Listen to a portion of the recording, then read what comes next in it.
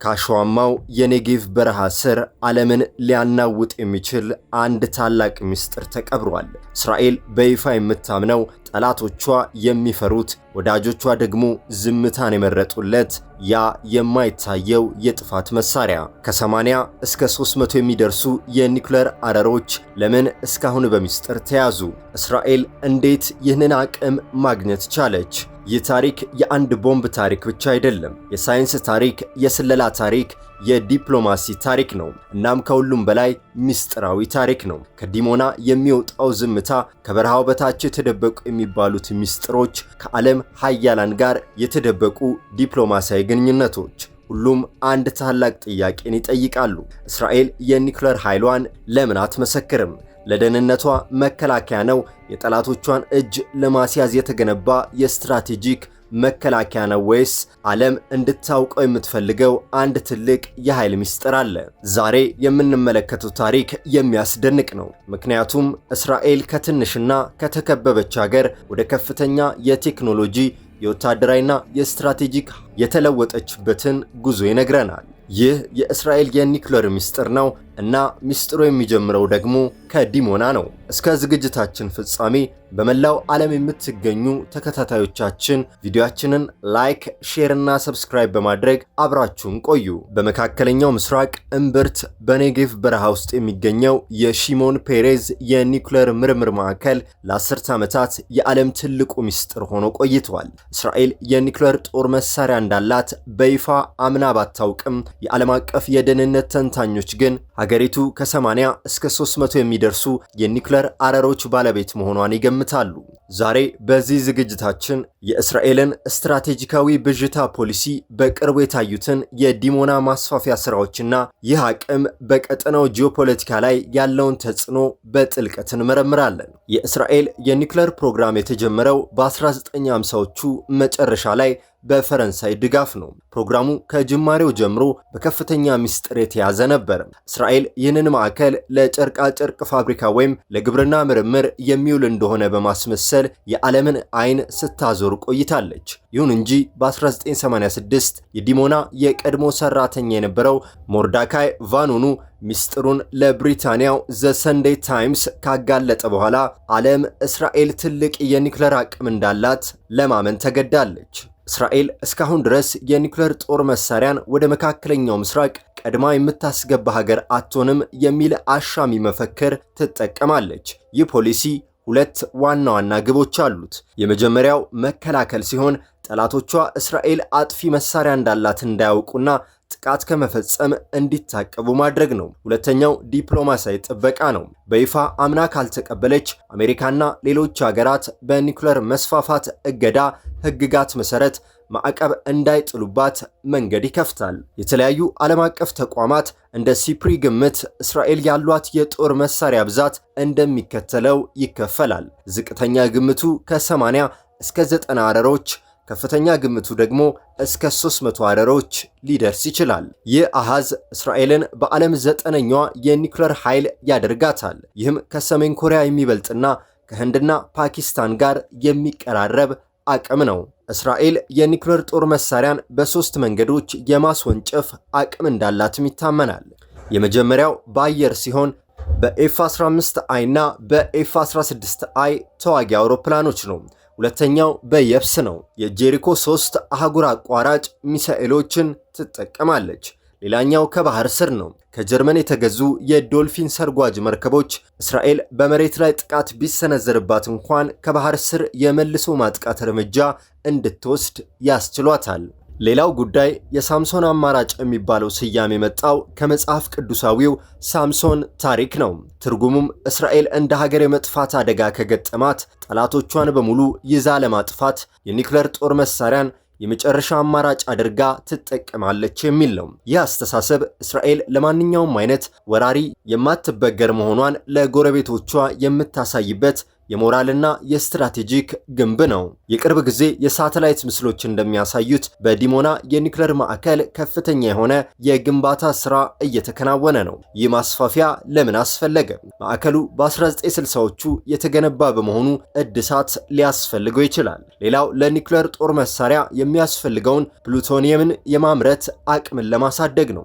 እንዲሁም የኒውክሌር አረሮችን ጥራትና ጥንካሬ ለመጨመር ሲባልም ነው። እስራኤል የዓለም አቀፉን የኒውክሌር መሳሪያዎች አለመስፋፋት ስምምነትን ካልፈረሙ ጥቂት ሀገራት አንዷ ናት። በዚህም ምክንያት የዓለም አቀፉ የኒውክሌር ኢነርጂ ኤጀንሲ በዲሞና ላይ ፍተሻ የማድረግ ስልጣን የለውም። ይህ ሁኔታ በኢራንና በሌሎች የአረብ ሀገራት ዘንድ ድርብ መስፈርት የሚል ትችት እንዲነሳ ያደርጋል። የእስራኤል የኒውክሌር አቅም በመካከለኛው ምስራቅ የጦር መሳሪያ ፉክክርን ቀስቅሷል። በተለይ ኢራን የኒውክሌር ፕሮግራሟን ለማሳደግ የምታደርገው ጥረት ከእስራኤል ስጋት ጋር የተያያዘ ነው። በሌላ በኩል ሳውዲ አረቢያም ኢራን የኒውክሌር ቦምብ ከሰራች እኛም እንሰራለን የሚል አቋም መያዟ ቀጠናውን ወደ ታላቅ የኒውክሌር አደጋ ሊያስገባው እንደሚችል ተንታኞች ያስጠነቅቃሉ። እስራኤል የኒውክሌር አቅሟን በሚስጥር መያዟን ቀጥላለች። ይሁን እንጂ በዲሞና እየተካሄደ ያለው ማስፋፊያ አገሪቱ ለሕልውና የምታደርገውን የጥንቃቄ እርምጃ በግልጽ ያሳያል። ዓለም አቀፍ ጫናዎች ቢኖሩም እስራኤል የኒውክሌር አቅሟን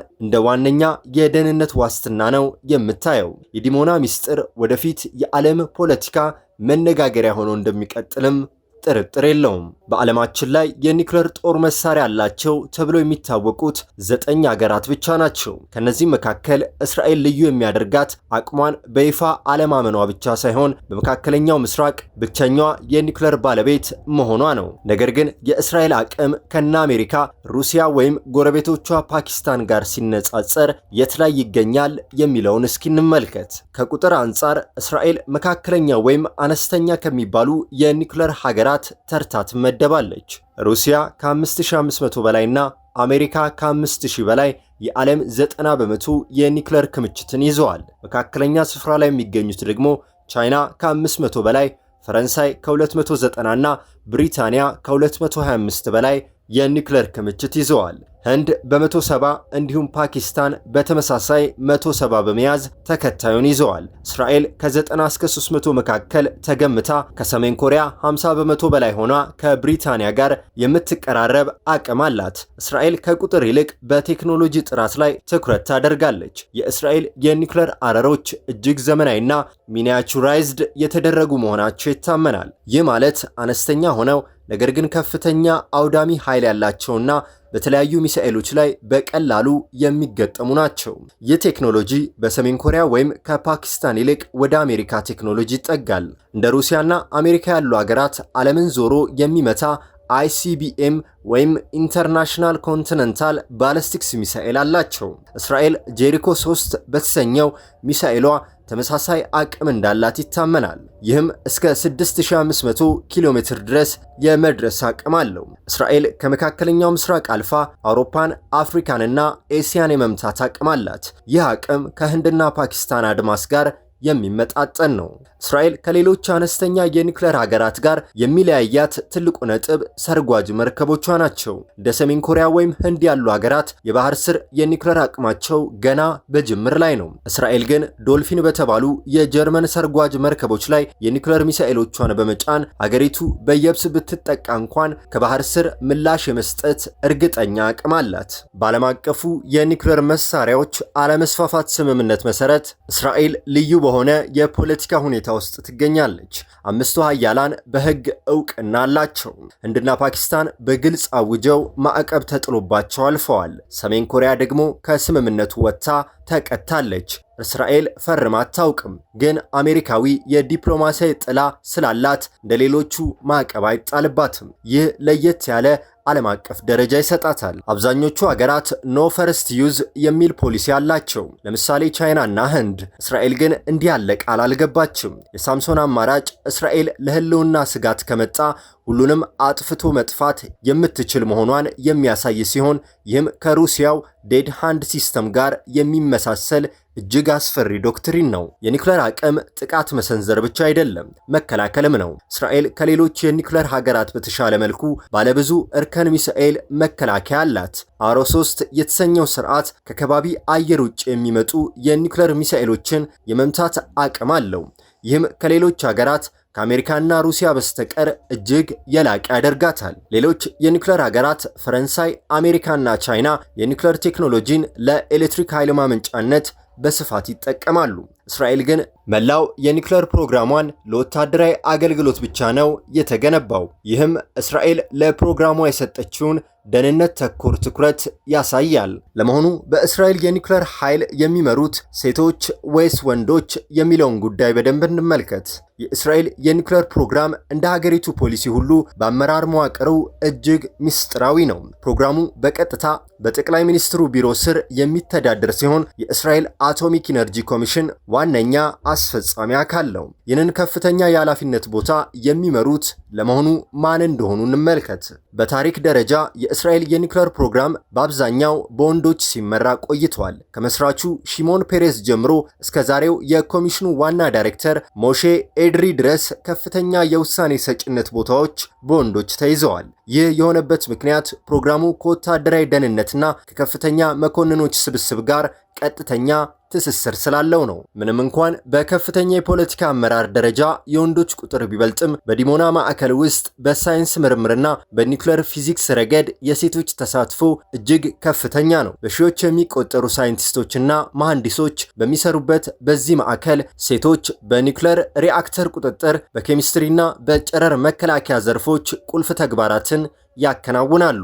የኒውክሌር ኃይሉን ስልታዊ አጠቃቀምና ፖሊሲ የሚወስኑት የደህንነት ካቢኔ አባላትም ናቸው። እዚህ ጋር የወንዶችና የሴቶች ስብጥር በየጊዜው ይለዋወጣል። ወንዶች በአብዛኛው የመከላከያ ሚኒስትሮችና የጦር ኃይል አዛዦች በመሆን በወታደራዊ ስትራቴጂው ላይ ያተኩራሉ። ሴቶች ደግሞ እንደ ሲፒ ሊቭኒ ወይም አየለት ሻክድ ያሉ ሴት ፖለቲከኞች በካቢኔ ውስጥ በነበሩበት ጊዜ በኒውክሌር ዲፕሎማሲና በሕግ ማዕቀፎች ላይ ከፍተኛ ተጽዕኖ ነበራቸው። በዲሞና የሚከናወኑ ተግባራት በጾታ ሳይገደቡ በብቃት ላይ የተመሰረቱ ናቸው። የሪአክተር ጥገናን በተመለከተ ከፍተኛ ጥንቃቄ የሚጠይቅ በመሆኑ ልምድ ባላቸው መሐንዲሶች ይከናወናል። የሳይበር ደህንነት ደግሞ የኒውክሌር ማዕከሉን በሳይበር ጥቃት የመከላከል ስራ የወጣቶች ወንዶችም ሴቶችም የሚመራ ዘርፍ ነው። ማዕከሉን የመጠበቅ ተግባር ለልዩ ወታደራዊ ክፍሎች የተሰጠ ነው። በእስራኤል መከላከያ ሰራዊት IDF ውስጥ ሴቶች በውጊያና በጥበቃ ዘርፍ ያላቸው ተሳትፎ እያደገ በመምጣቱ የዲሞና ማዕከልን ደህንነት በማረጋገጥ ረገድ የሴቶች ወታደሮች ሚና ቀላል አይደለም። በተለይም በቴክኖሎጂ የታገዘ ክትትል ላይ ሴቶች በስፋት ይሰማራሉ። በእስራኤል የኒውክሌር ታሪክ ውስጥ ቁልፍ ቦታ የነበራቸው ሴቶች አሉ። ለምሳሌ በአሁኑ ወቅት በዓለም አቀፍ የአቶሚክ ኢነርጂ ኤጀንሲ እስራኤልን የሚወክሉ ሴት ዲፕሎማቶች አሉ። እነዚህ ሴቶች የእስራኤልን የስትራቴጂካዊ ብዥታ ፖሊሲ በዓለም አቀፍ መድረክ የመከላከል ከባድ ኃላፊነት አለባቸው። አዲሱ የኒውክሌር ሳይንቲስት ትውልድን የማፍራት ሥራ የሚከናወነው በከፍተኛ ትምህርት ተቋማት ነው። እዚህ ላይ በፊዚክስና በኒውክሌር ኢንጂነሪንግ የሚመረቁ ሴቶች ቁጥር በከፍተኛ ሁኔታ እየጨመረ ነው። ይህ ማለት ወደፊት በዲሞና ማዕከል ውስጥ የሚኖረው የሴቶች የአመራር ድርሻ ይበልጥ እየሰፋ እንደሚሄድ ይጠቁማል። የኒውክሌር ማዕከላት ሰራተኞች ከፍተኛ የስነ ልቦና ጫና ያለባቸው በመሆኑ ይህንን ጫና የመቆጣጠርና የሰራተኞችን ደህንነት የመከታተል ተግባር በአብዛኛው በሴቶች ባለሙያዎች ይመራል። ይህም የማዕከሉን ቀጣይነት ለማረጋገጥ ወሳኝ ተግባር ነው። በሌላ በኩል ለ10 ዓመታት አሜሪካ በእስራኤል የኒውክሌር ጉዳይ ላይ አላውቅም አላየውም የሚል የዝምታ ፖሊሲን ተከትላለች። አሜሪካ እስራኤል የኒውክሌር ጦር መሳሪያ እንዳላት በይፋ አምና አታውቅም። ይህ የሆነው እስራኤልን ከዓለም አቀፍ ማዕቀብ ለመታደግና የቀጠናውን ወታደራዊ ሚዛን በእስራኤል የበላይነት ለማቆየት ነው። አሜሪካ የእስራኤልን ስትራቴጂካዊ አሻሚነት ትደግፋለች። ዋሽንግተን የምታምነው እስራኤል አለኝ ብላ ካልተናገረች ሌሎች የአረብ ሀገራት የኒውክሌር ጦር መሳሪያ ውድድር ውስጥ እንዲገቡ የሚያደርጋቸው ምክንያት ይቀንሳል የሚል ነው። ይህ አካሄድ አሜሪካ በእስራኤል ላይ የሚሰነዘሩ ዓለም አቀፍ የፍተሻ ጥያቄዎችን ውድቅ እንድታደርግ አስችሏታል።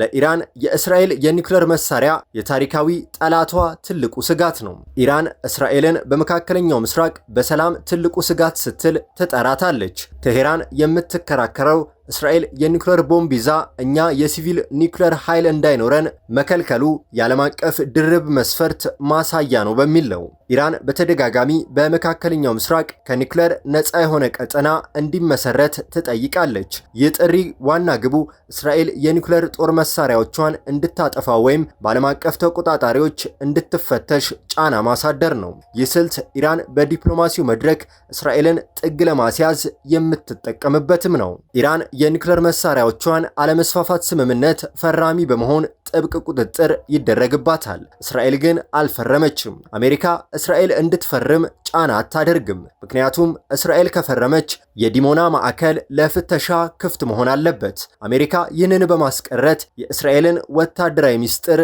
ትጠብቃለች። ኢራን የራሷ የሚሳኤል ፕሮግራም ስታሳድግ የምትሰጠው ምክንያት የእስራኤልን የኒውክሌር ስጋት ለመመከት ነው የሚል ነው። እስራኤል በማንኛውም ሰዓት በኒውክሌር ልታጠቃን ስለምትችል እኛም ራሳችንን የመከላከል መብት አለን የሚለው የቴሄራን ንግግር የቀጠናውን የጦር መሳሪያ ፉክክር ሕጋዊ ለማድረግ የሚቀርብ ምክንያት ሆኗል።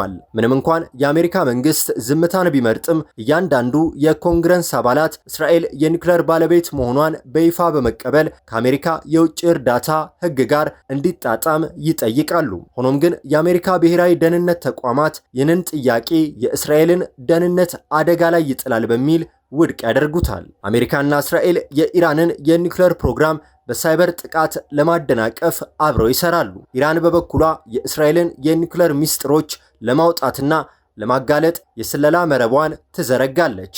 ይህ በሁለቱ ሀገራት መካከል የሚደረግ የጥላ ጦርነት ዋና ማጠንጠኛውም የኒውክሌር የበላይነት ነው። በአጠቃላይ እስራኤል የኒውክሌር መሳሪያ እንዳላት በይፋ ባታምንም በርካታ ዓለም አቀፍ ተመራማሪዎችና የመረጃ ምንጮች እስራኤል የኒውክሌር አቅም እንዳላት ይገምታሉ። የተወደዳችሁ ቤተሰቦቻችን የዛሬው መሰናዷችን ይህንን ይመስል ነበር። ከተለያዩ ዓለማት የምትከታተሉን ተከታታዮቻችን ሐሳብ አስተያየታችሁን በነጻነት ኮመንት ላይ ያስፍሩልን። ቪዲዮአችንን ከወደዳችሁት ላይክ፣ ሼር እና ሰብስክራይብ ማድረጋችሁን እንዳትረሱ።